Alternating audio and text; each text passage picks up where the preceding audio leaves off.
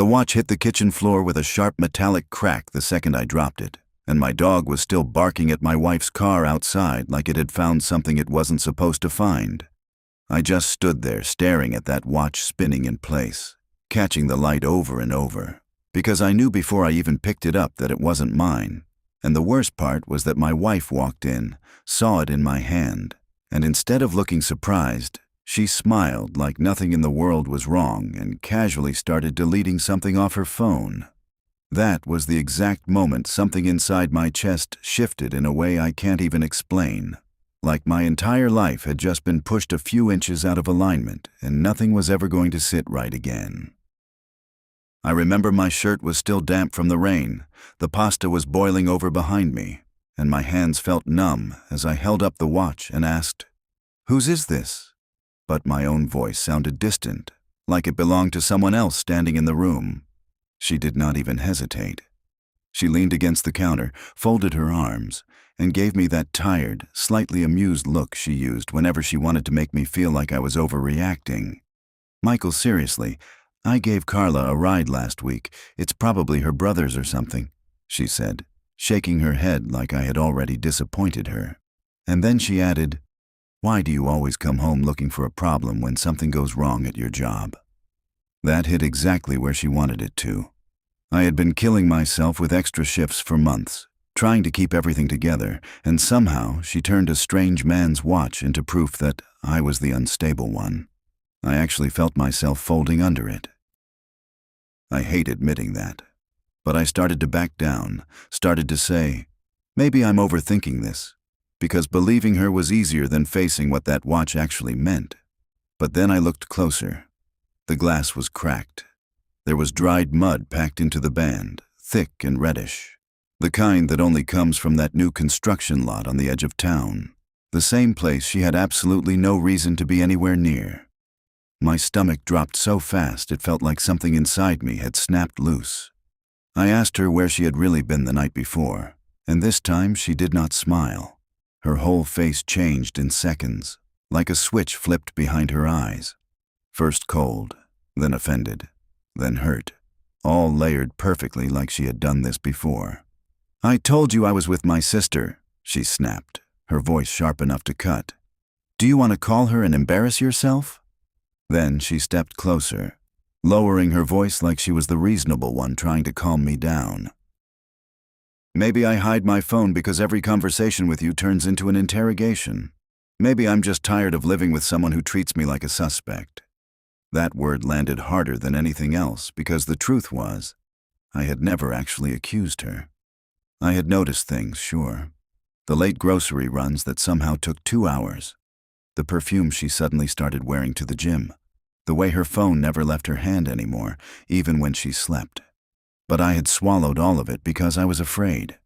Afraid that if I said it out loud, it would become real, and once it was real, there would be no going back to the life I thought I had. Then my phone buzzed on the counter between us, loud enough to cut through everything.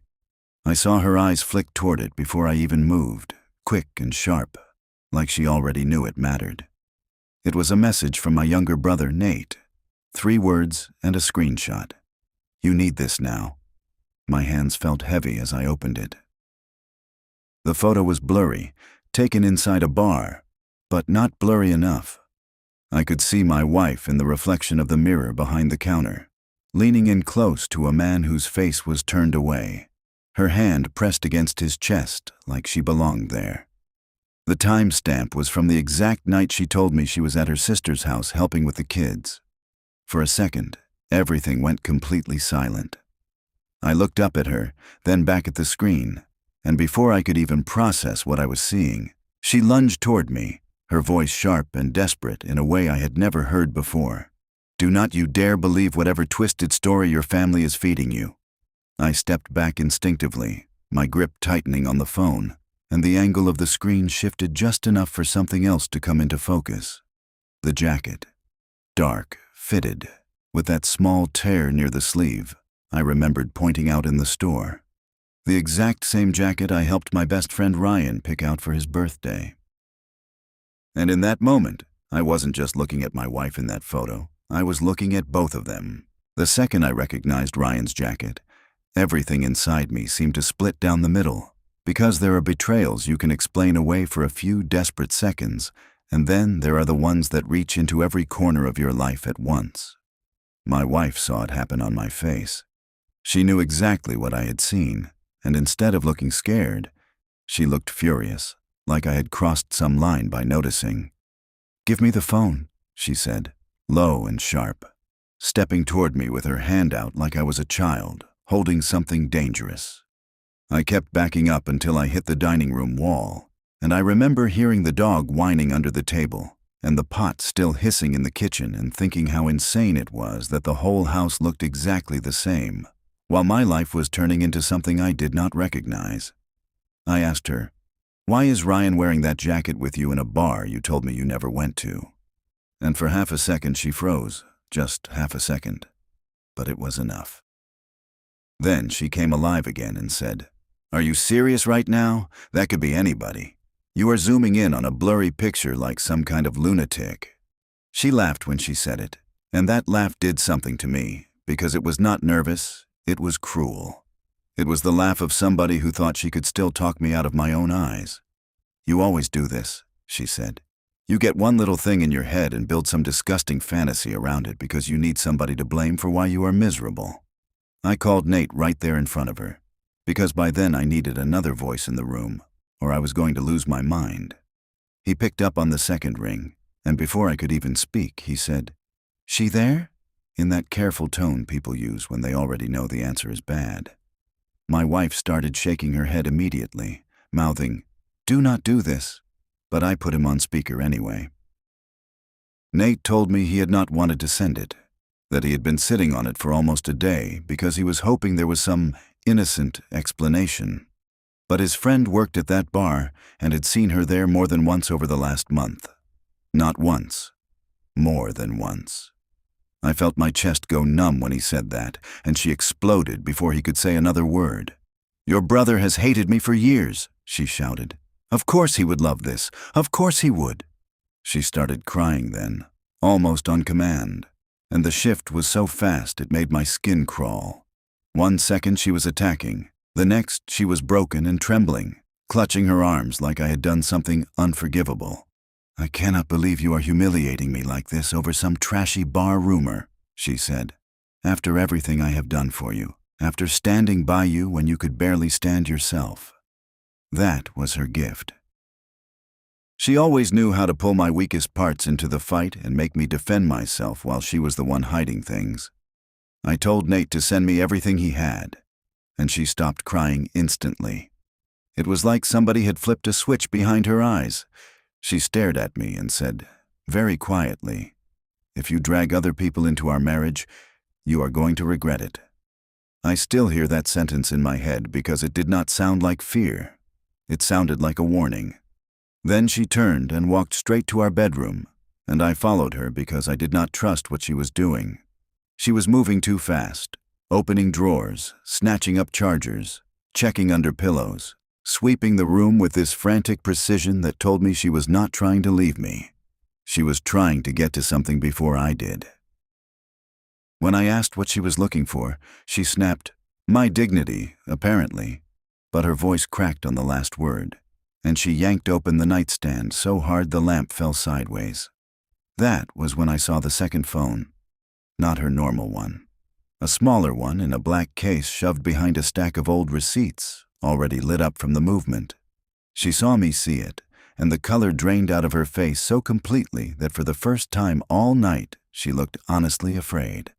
Then the screen lit brighter with an incoming message, and all I managed to read before she threw herself across the bed for it was, "He knows about Ryan, but not about—" The message was still glowing on that second phone when she grabbed it, but it was too late because my brain had already filled in the rest of the sentence in 100 different ways, each one worse than the last.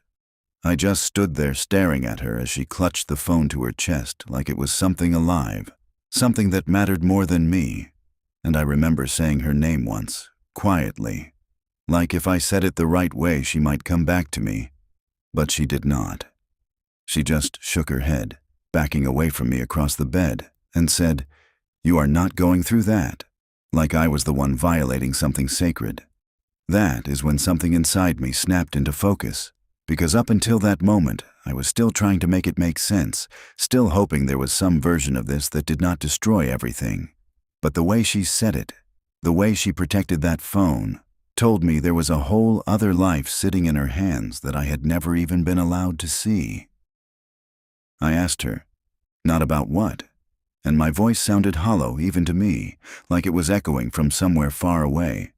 She did not answer right away. Instead, she wiped at her face, took a breath, and then did that thing she always did when she needed control again. She slowed everything down. "You are spiraling," she said softly. "You saw half a sentence, and now you are inventing something to hurt yourself." She even tried to reach for me then, like she was comforting me, like I was the one in pain because of my own imagination. "Give me your phone," she added, calmer now, almost gentle, "and we will call Nate back together and clear this up like adults." It would have worked a week ago. It probably would have worked yesterday. But standing there, knowing there was a hidden phone, knowing there were messages I was not supposed to see, knowing my brother had hesitated to even tell me because he already knew what it meant, I could not step back into that version of us anymore. I told her, "Unlock it," and I pointed at the phone in her hands, and I watched the exact second she realized I was not going to back down. Her expression hardened again, but this time there was something else underneath it, something sharper, something almost desperate. "You do not trust me," she said. And it was not a question. It was an accusation, like trust was something I had broken instead of her. "After everything, this is who you are?" she continued, her voice rising just enough to make it sound like I was the one pushing her. "You want to dig through my private conversations because your brother sent you a blurry picture and now you think you are entitled to everything?" She stepped closer again, holding the phone just out of reach, and lowered her voice. "If you cross this line, there is no coming back from it." That sentence hit me in a different way, because it sounded less like a boundary and more like a threat, like there was something in that phone that would not just hurt me. It would ruin something she still thought she could control. I told her I did not care about lines anymore, that those disappeared the second I found another man's watch in her car and a hidden phone in our bedroom. And for the first time all night, I raised my voice. "Unlock it or I'm done," I said, and I meant it in that moment. I really did, even though part of me was terrified she would call my bluff and walk away. Instead, she stared at me for a long, silent second, and then she did something I was not expecting at all. She smiled. Not the tight, defensive smile from earlier, not the wounded one she used when she was pretending to be hurt, but a small, almost relieved smile, like a decision had finally been made. She looked down at the phone, then back up at me, and said, "You really want the truth?" And before I could answer, before I could even brace myself for whatever was coming, she turned the screen toward me and said, "Then you should probably sit down, because this is not just about Ryan." I did not sit down. I should have, because whatever I was about to see was already pulling the ground out from under me. But I stayed standing there like if I kept my balance physically, it might somehow stop everything else from collapsing. She held the phone out just far enough for me to see, her fingers tight around the edges like she could still take it back if I reacted the wrong way. And for a second, I just stared at the screen without understanding what I was looking at because my brain refused to catch up. Then it hit me all at once. It was not just messages. It was a thread, long, detailed, stretching back weeks, maybe months, and the name at the top was not Ryan. It was saved under a single letter. M. My stomach dropped in a way I cannot even describe, because that letter did not feel random. It felt intentional. It felt hidden in plain sight. I looked at her and said, "Who is M?" And she did not answer me. She just watched me, almost studying my face like she was waiting to see which direction I would break. So I kept reading. The messages were not subtle. They were not innocent. They were layered with inside jokes I did not recognize, references to places I had never been with her, Conversations that assumed a level of closeness that did not belong to me anymore. And then I saw my own name in one of the messages. Not from her. From him. Does he suspect anything yet? I felt my hand start to shake, but I could not stop scrolling. I needed to know how deep it went, how far back it started, how much of my life had been quietly rewritten behind my back while I was still living in it. I asked her again, louder this time, "Who is M?" And she finally exhaled like she had been holding something in for too long. "You are focusing on the wrong thing," she said. And there was something almost tired in her voice now, like she was done pretending this was small. "Ryan is what you should care about if you are going to keep doing this." That sentence did something strange to me, because it confirmed one nightmare while opening the door to something even worse. I stepped closer, holding the phone between us now, and said, "So Ryan is real?" And she did not deny it. She just looked away for a second, like even she did not want to hold eye contact while that truth existed in the room. "Yes," she said quietly, "Ryan is real." I think that was the moment my chest actually started to hurt. Not metaphorically, not emotionally, but physically, like something inside me was tightening too fast. My best friend. The guy who had stood next to me at my wedding. The one who had sat in this same house, on this same couch, laughing with us like we were a team. And she said it like it was just a fact, like confirming the weather. No apology, no hesitation, just yes. But I could not let go of the other thing, the worst thing. I held the phone up slightly and said, "Then who is this?" And I tapped on the contact at the top. "Who is M?" She hesitated again. And this time, it was longer, heavier, like whatever answer lived behind that question carried more weight than Ryan ever could. She ran a hand through her hair, pacing once across the room, and then she stopped and looked at me in a way I had never seen before. Not defensive, not angry, not even guilty. Resolved. "You are not ready for that?" she said. I laughed when she said it, but it came out wrong, cracked and hollow. "I was not ready for any of this," I shot back. "You do not get to decide what I'm ready for anymore." I took a step toward her, closing the distance completely now, and said, "Say it." And for a second I thought she might still try to lie, still try to twist it into something else, but instead she shook her head slowly, almost like she was disappointed in me. "I did not want you to find out like this," she said, and then her eyes flicked down to the phone again before coming back to mine. "Especially not from that thread." My throat tightened. "From what thread?" I asked. She hesitated one last time, and then she said the words that made everything shift again, that made Ryan feel like just the surface of something much darker.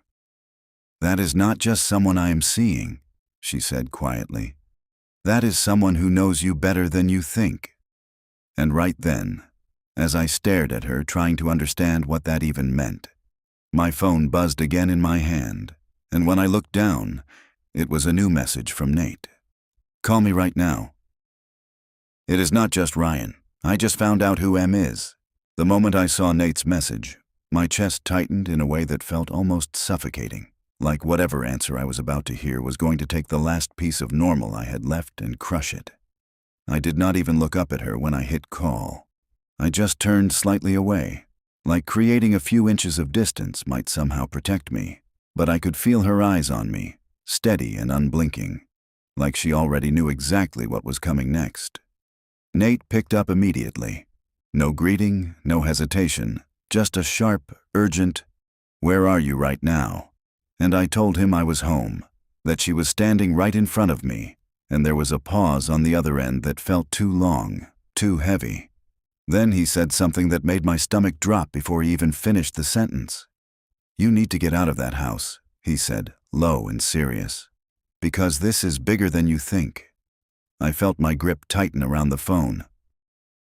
"Just tell me who M is," I said, and my voice sounded strained, like it was being pulled through something. I could hear him exhale slowly, like he was choosing his words carefully, And then he said, I went back to my friend at the bar, the one who sent the picture, and I asked him to check the security footage again. He recognized the guy she was with. Not Ryan. The other one. My heart started pounding so hard I could hear it in my ears. I glanced at her, and for the first time since this started, she looked uneasy. Like whatever Nate was about to say was something even she could not fully control. Just say it, I pushed, almost pleading now, because the waiting was worse than anything. And then he said the name. For a second, I genuinely thought I had misheard him. My brain rejected it outright, like it was impossible, like it did not belong in this reality. I actually laughed under my breath, a broken, disbelieving sound, and said, "That is not funny." But Nate did not laugh. He did not correct himself. He just repeated it, slower this time, making sure there was no confusion. It was my boss. The room seemed to tilt slightly, like everything inside it had shifted a few inches out of place. I felt something cold spread through my chest, something heavier than anger, heavier than betrayal. This was not just personal anymore. This reached into my work, my routine. Every long night I had stayed late thinking I was building something for us while she was somewhere else entirely, with someone who knew exactly where I was and when I would not be home. I slowly turned to look at her, and she did not deny it. She did not even try. Instead, she said something that made it worse. "You were never supposed to find out about him," she said quietly. Not, "It did not happen." Not, "That is not true." Just that. I felt my throat tighten as I stepped closer to her again, the phone still pressed to my ear. Nate still there, listening to everything unravel in real time. "How long?" I asked, and I could hear the edge in my own voice now, something sharp, something barely controlled. She hesitated, just for a moment, and then she looked at me with that same strange calm she had found earlier, like she had crossed some internal line and there was no going back. "Long enough," she said. Nate swore under his breath on the other end of the call, but I barely registered it, because my mind was already racing, trying to connect everything, every late night, every sudden change, every moment I had ignored because trusting her felt easier than questioning everything. But there was still one piece that did not fit, one thing that kept echoing in my head louder than the rest. "Why does he know me?" I asked, my voice quieter now, more dangerous. "What did you mean when you said he knows me better than I think?" For the first time since this all began, she looked unsure again. Not scared, not guilty, careful.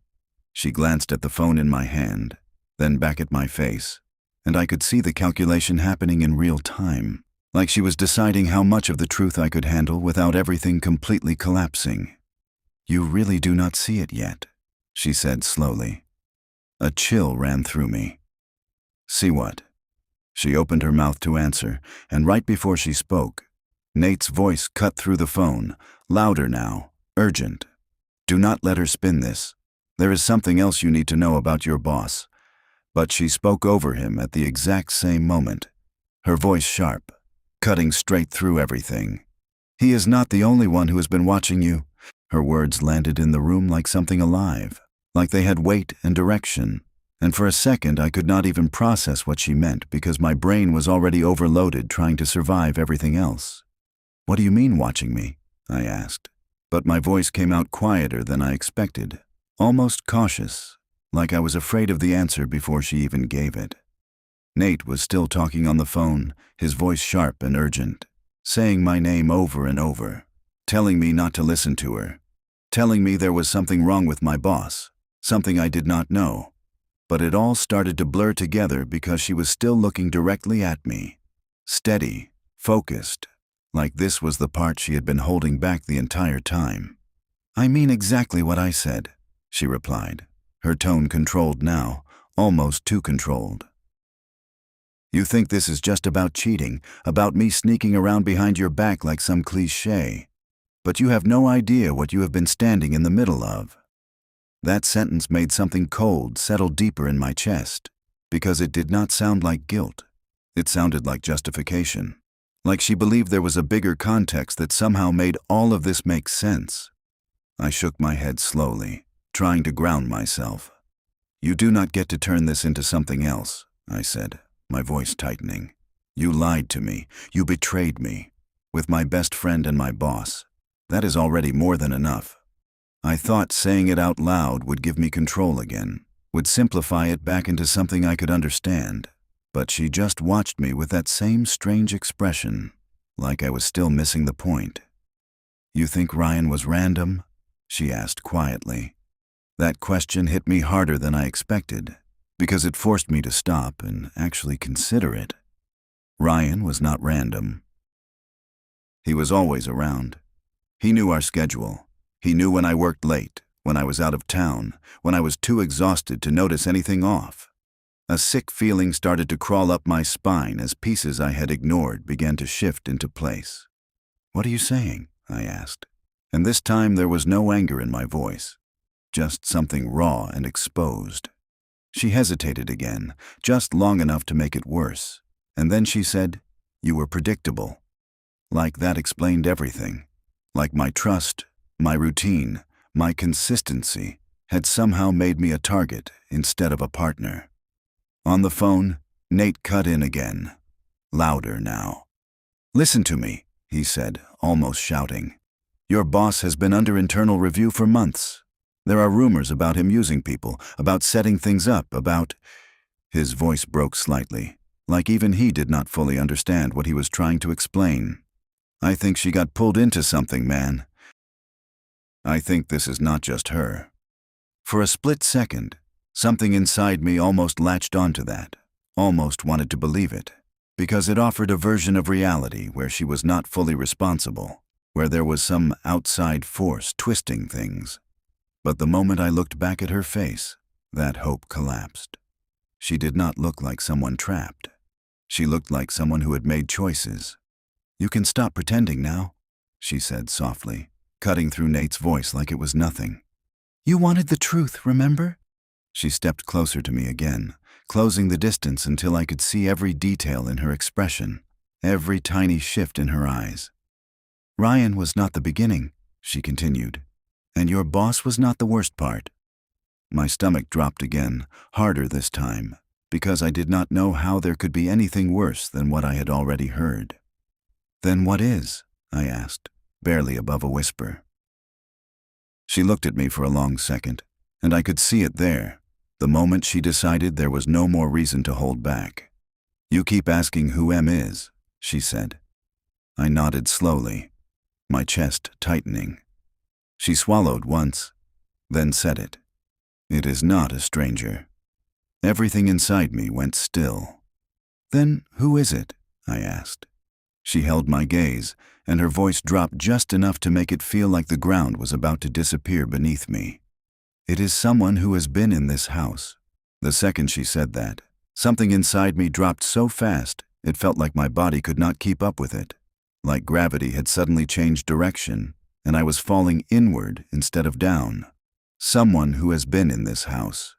That sentence started looping in my head immediately, attaching itself to faces, memories, voices, moments that used to feel safe and now felt contaminated.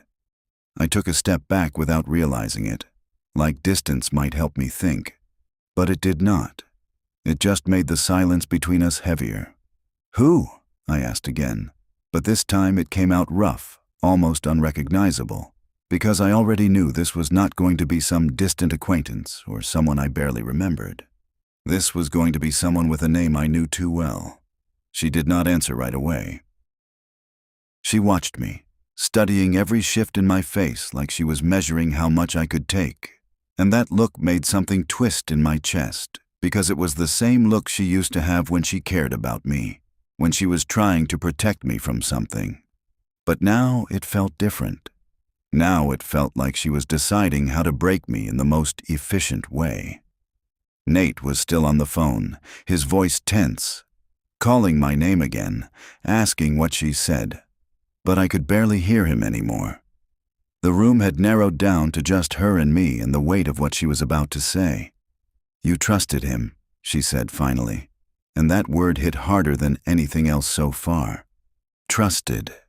Not past tense like something small, but like something foundational, something that had been holding pieces of my life together without me realizing it.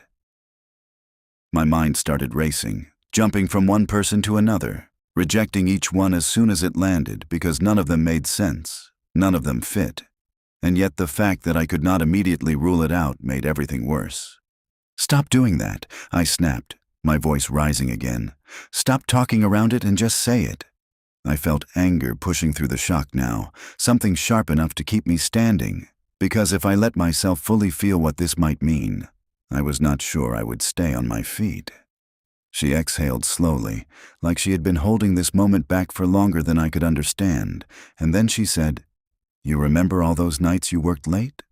I stared at her, confused for a split second, because of course I remembered them. They were the reason I thought we were stable, the reason I thought I was doing the right thing for us. "You remember how you used to thank him?" she continued, her voice steady, almost gentle in a way that made it worse. "For checking in on me, for making sure I was not alone." My chest tightened so hard it actually hurt. "No," I said immediately, shaking my head before she could even finish, because I already knew where she was going and my mind was rejecting it outright. "No, that is not what you are saying." My voice cracked, but I did not care. I took another step toward her, like getting closer would somehow force a different answer out of her. "Say his name," I demanded. She looked at me for a long second, and this time there was no hesitation, no calculation, no performance. "Mark," she said. Everything went silent. Mark, my neighbor, the man who had a spare key to our house, the one who had helped me fix the fence last summer, who had sat at our table drinking coffee while we talked about nothing, who had texted me more than once saying, "Hey man, just checked on her, she's good." The same man I had thanked. The same man I had trusted inside my home when I was not there. I felt something in my chest collapse completely. On the phone, Nate's voice cut through again, sharper than before. "What did she say?" he demanded. "Who is it?" I could not answer him. I was staring at her, trying to breathe, trying to understand how far this had actually gone, how many layers there were, how many people had been inside my life while I stood there blind to all of it. And then she said something that made it worse.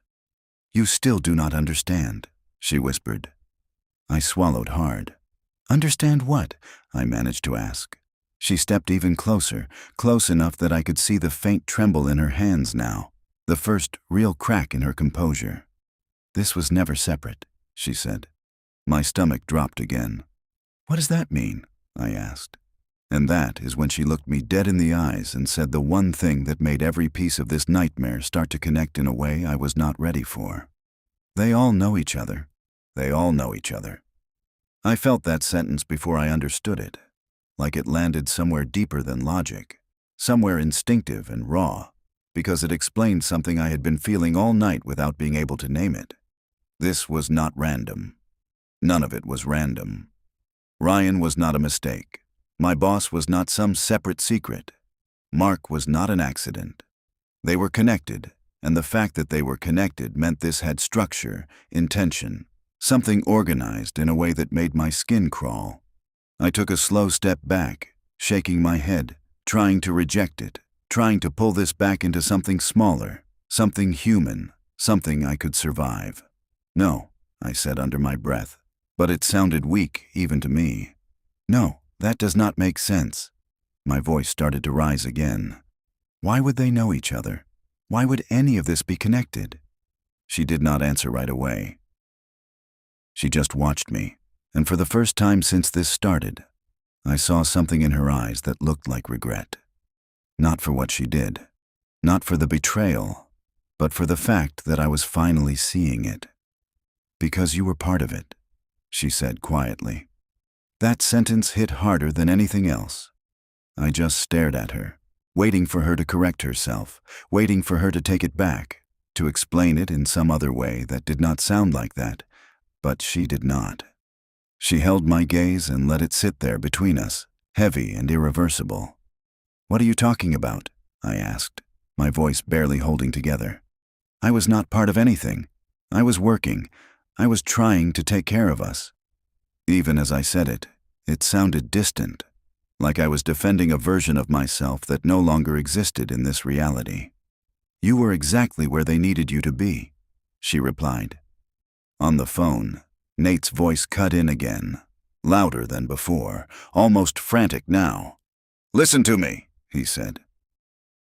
I just got off the phone with someone from your office. There is an investigation, and your name came up. My heart skipped in a way that felt wrong, like it was trying to stop entirely. They think your boss has been using employees as cover, Nate continued, rushing now, like he was afraid he was running out of time, moving things through them, using their routines, their access, and you. He stopped for a second, then said it. You were one of the clean ones. No complaints, no red flags. Perfect schedule, perfect cover. I felt my hand start to tremble again, the phone slipping slightly in my grip. Cover for what? I asked, but I was not sure who I was asking anymore. Him or her. Either way, I was not ready for the answer. She stepped closer again, but this time slower, like she was approaching something fragile. I did not know at first, she said quietly.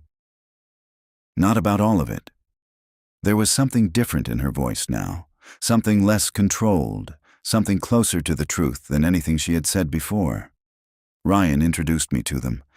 He said it was just connections, opportunities, people who could help us. She swallowed, and I saw her throat tighten. And then your boss got involved. Everything inside me twisted. And Mark? I asked, my voice low now, almost numb. She closed her eyes for a brief second before answering. He was already part of it. The room felt smaller, harder to breathe in. I pressed my hand against my forehead, trying to steady myself, trying to separate what I knew from what I thought I knew. But it was all blending together now. Every memory, every person, every moment I had trusted without question. So what, you all just used me? I asked, and there was no anger left in it now, just something hollow and broken. Her eyes snapped back to mine. It was not supposed to go this far, she said. That sentence stayed there for a second, hanging between us, before I finally asked the one question that felt like it mattered more than anything else. How far did it go? She hesitated, and in that hesitation, I knew the answer was worse than anything I had imagined so far. When she finally spoke, her voice was barely above a whisper, far enough that if this comes out, you are not just a victim in this. My chest tightened again. What does that mean? I asked. But before she could answer, there was a sudden, sharp knock at the front door. Not hesitant, not polite, heavy, controlled, final. All three of us froze. The knock came again, louder this time, followed by a voice from the other side. Michael Turner, we need you to open the door. I felt the blood drain from my face as I turned slowly toward the hallway, my heart pounding harder than it had all night. And in that moment, I realized something that made everything worse. I had no idea whether opening that door was going to clear my name or destroy whatever was left of my life.